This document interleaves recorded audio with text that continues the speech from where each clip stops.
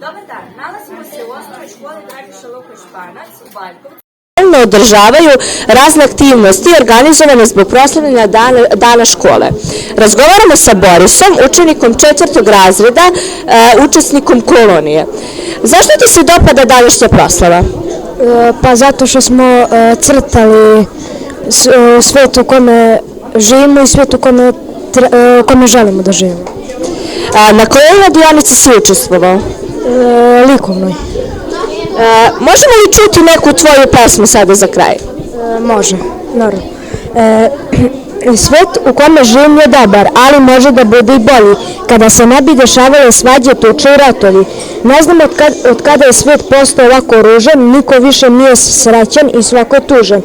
Da je svijet lep, ne bi bilo svađa, ne bi bilo nepravde, ne bi bilo krađa. Želim da bude mnogo lepše sve, da zaboravimo na tugu, suze i ratove. Hvala.